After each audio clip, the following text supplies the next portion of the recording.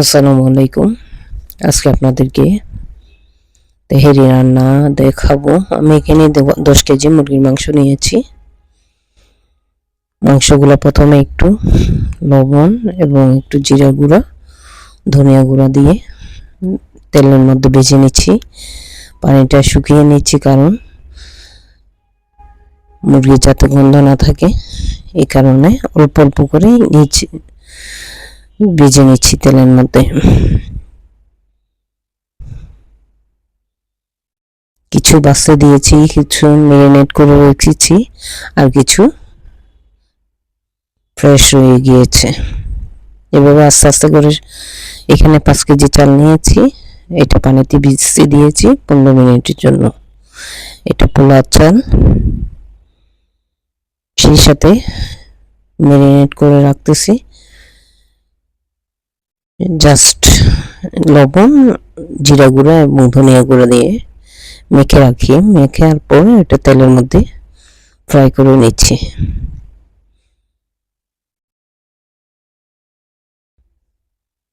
কিছু বাচ্ছি, কিছু ম্যারিনেট করে রাখছি, আর কিছু ফ্রেশ, কারণ সব 10 কেজির মাংস একসাথে তো ভাজা করা যায় না, তাই অল্প অল্প করে ম্যারিনেট করে বাছতেছি।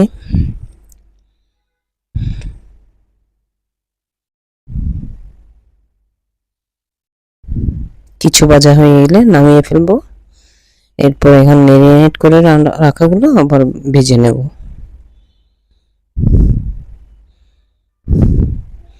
এভাবে করলে মুরগির মাংসের যে গন্ধটা, ওটা আর পাওয়া যায় না, ওটা চলে যায়। ভেজে ভেজে একটা ডেক্সিতে হাঁড়িতে উঠিয়ে নিলাম।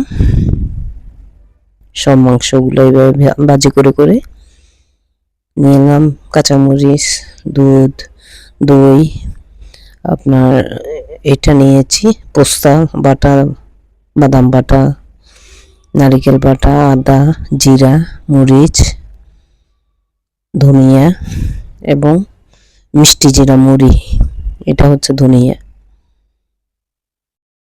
এখানে নিয়েছি গাজর, আলু কুচি করে নিয়েছি, সেই সাথে লবণ। চুলোতে একটা কড়াই দিয়ে দিলাম। এখন এই যে গরম মশলা, দারচিনি, এলাচি, তেজপাতা সব দিয়ে দিব। আগে দিয়ে দিলাম পেঁয়াজটা একটু ভেজে নেব, একদম দোকানের স্টাইলে মজা হয় এরকম। দোকান থেকে কিনে আনলে যেভাবে টেস্ট পাওয়া যায়, তার চেয়ে ভালো হয় ঘরে রান্না করলে। দিয়ে দিচ্ছি রসুন বাটা, রসুন এবং আদা পেস্টটা। পেঁয়াজটা আসলে পেস্ট করি নাই, আস্তে দিয়েছি কুচি করা, এবং রসুনটা দিয়েছি। এটা দিচ্ছি আপনার পোস্তার দানা, নারকেল বাটা, বাদাম বাটা এবং জৈন রাঁধুনি সব একসাথে ব্লেন্ড করেছি, সেটা দিয়ে দিলাম। দিয়ে একটু ভেজে নিচ্ছি।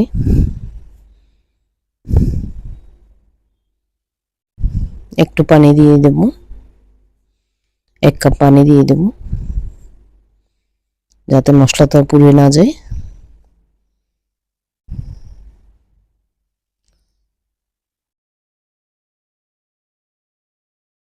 এবার দিয়ে দিচ্ছি আপনার আদা বাটা, আর একটু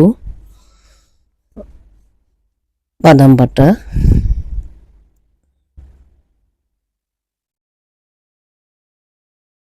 কিছুক্ষণ কষিয়ে নিলাম।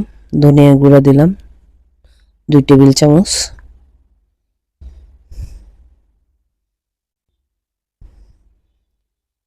জিরা দিলাম 1 টেবিল চামচ,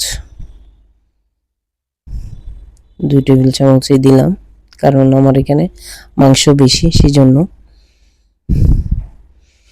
কম দেওয়ার। প্রথমে আমি কিন্তু আর একটু মিষ্টি জিরা দিলাম 2 চা চামচ পরিমাণ, একটু মরিচ গুঁড়া দিলাম জাস্ট কালারটা দেখার জন্য, একটু ঝাল যাতে হয়। হলুদ দিব না, হলুদ দিলে হলদে কালার হয়ে যাবে। একটু পানি দিয়ে দিব, পানি দিয়ে কষিয়ে নেব।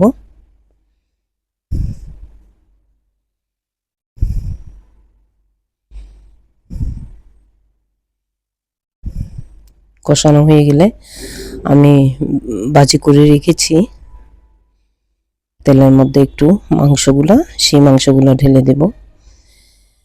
একটু তেজপাতা, দারচিনি, এলাচি দিলাম।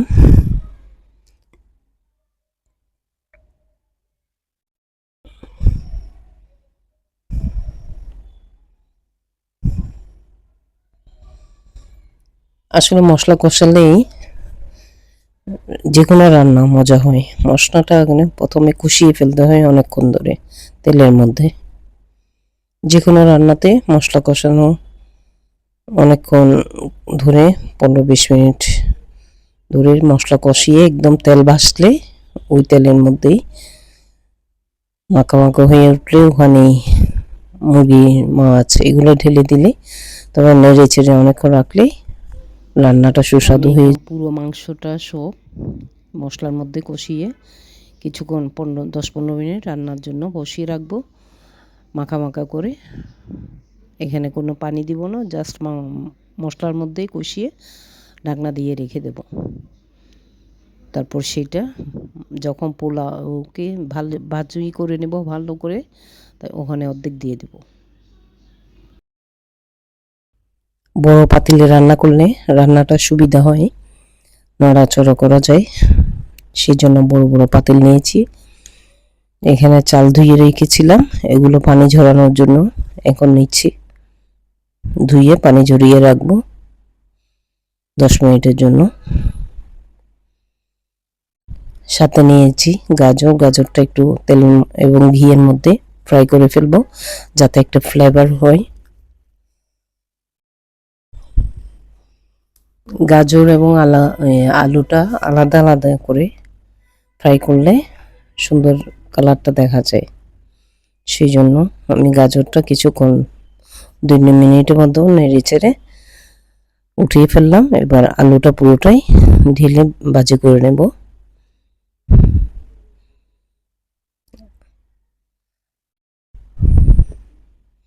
কোনো কিছু দিই নেই, আপনার হলুদ, মরিচ, ধনিয়া কিছুই দিচ্ছি না, জাস্ট একটু তেলের মধ্যে ফ্রাই করে নিচ্ছি সামান্য তেল এবং ঘিয়ের মধ্যে।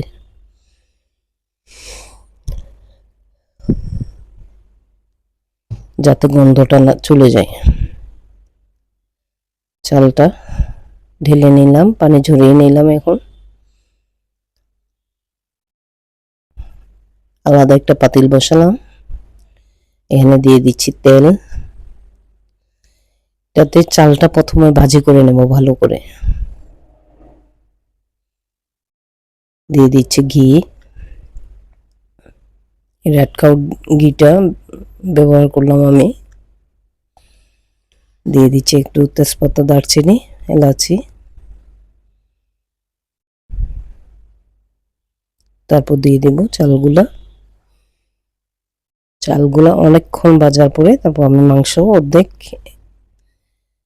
আমি এখানে 5 কেজি চালকে 2 ডেক্সিতে করে রান্না করতেছি। 1 ডেক্সিতে 2.5 কেজি আর অন্য ডেক্সিতে 2.5 কেজি। বড় বড় পাতিল নিয়েছি যাতে নাড়াচাড়ার সুবিধা হয়। প্রথমে একটা ডেক্সিতে বসালাম, এগুলো ভালো করে কষিয়ে নেওয়ার পর মাংস ঢেলে দিব। তারপর গাজর, আলু এগুলো দিয়ে দিব, চিনি দিব, একটু লবণ দিব পরিমাণ মতো, কাঁচামরিচ দিব। অনেকক্ষণ ধরে কিন্তু কষাতে হয়। এখন দিলাম 2 চামচ লবণ এবং 2 টেবিল চামচ চিনি। চিনি দিলে টেস্টটা আসে, সেই জন্য একটু চিনিটা দিতে হয়। এখন দিয়ে দিচ্ছি আলু এবং গাজর, যেটা আমি ফ্রাই করে রেখেছিলাম। অর্ধেক অর্ধেক করে দিচ্ছি, 2 ডেক্সিতে করে দিব, এই কারণে অর্ধেক অর্ধেক করে দিচ্ছি। এবং মুরগির মাংসটাও অর্ধেক দিব এখানে। আর 1 কেজি চালে 5 কেজি মাংস দিব, আরেকটা 1 কেজি চালে 5 কেজি মাংস, টোটাল এখানে 5 কেজি চাল 10 কেজি মুরগির মাংস। এখানে দেওয়ার জন্য আমি কিন্তু পানি সিদ্ধ করে রেখেছি আগে, একদম ফুটন্ত পানি রেখেছিলাম সিদ্ধ করে, ওই পানিটাই ঢেলে দিলাম। দিয়ে দিলাম কাঁচামরিচ। যখন হয়ে গেল নেড়ে চেড়ে কিছুক্ষণ, এখন মুরগির মাংসটা দিয়ে দিচ্ছি। মুরগির পুরো মাংসটা আমি কষিয়ে রেখেছিলাম আলাদা একটা পাতিলে। একসাথে যদি মুরগির মাংস এবং চাল নাড়াচাড়া করা হয় তাহলে সব ভেঙে একদম গুঁড়া হয়ে যায়, সেই জন্য আলাদা আলাদা করে রান্না করলাম। এবং শেষে চালটা যখন একটু কষে উঠলো, অর্ধেক মুরগির মাংস দিয়ে একটা পাতিলে বসাই দিলাম। একটু পরে কষে উঠবে, তারপর উপরে একটু আপনার ঘি দিয়ে দিব। আপনারা চাইলে কেওড়া জলও দিতে পারেন, গোলাপ জলও দিতে পারেন। আমি অবশ্য দিই নেই কিছু। তার মধ্যে কিশমিশ দিতে পারবেন। আমি এখানে আপনাদেরকে দেখানো হয় নাই, দই দিয়েছি এবং 1 গ্লাস 1/2 লিটার দুধ দিয়েছি, লিকুইড করা দুধ দিয়েছি।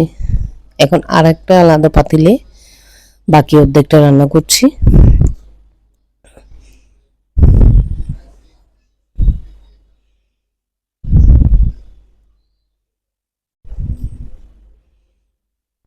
এই রান্নাটা আসলে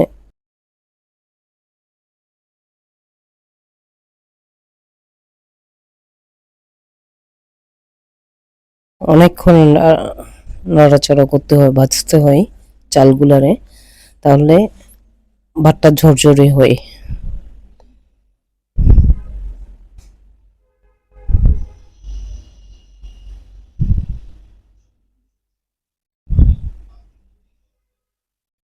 লবণ,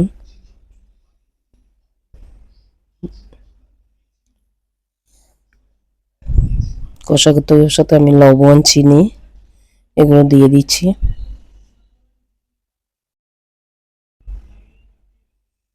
আজকে একটা উপলক্ষ নিয়েই রান্নাটা করছি।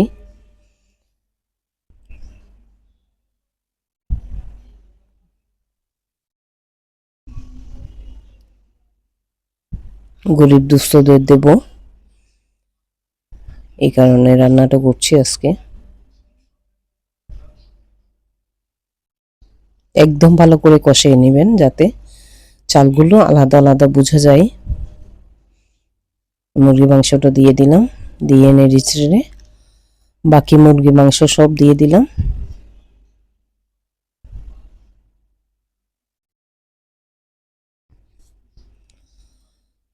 গরম পানি করে রেখেছি, একদম উতরানো গরম পানি।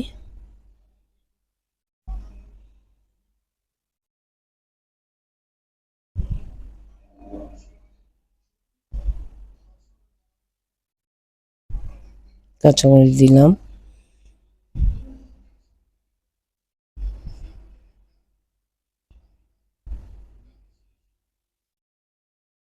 এখানে দুধ দিয়ে দিলাম 1/2 লিটার,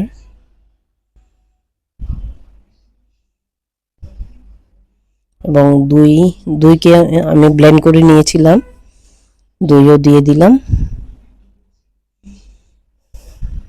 নেড়ে চেড়ে ঢাকনা দিয়ে রেখে দিবেন।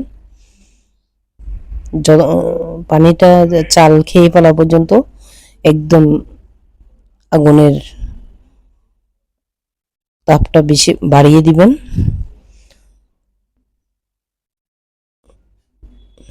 হয়ে গেল আমার। এখন চুলার আগুন কমিয়ে দিয়ে ফুটতে দিয়ে দিলাম। ধন্যবাদ, ভিডিওটা দেখবেন। কিভাবে তেহারি রান্না করবেন তা আজকে দেখিয়ে দিলাম। ভালো থাকবেন সবাই, আমার চ্যানেলটা সাবস্ক্রাইব করবেন। আসসালামু আলাইকুম। আপনাদেরকে যারা আমার চ্যানেলটা সাবস্ক্রাইব করেছেন সবাইকে ধন্যবাদ।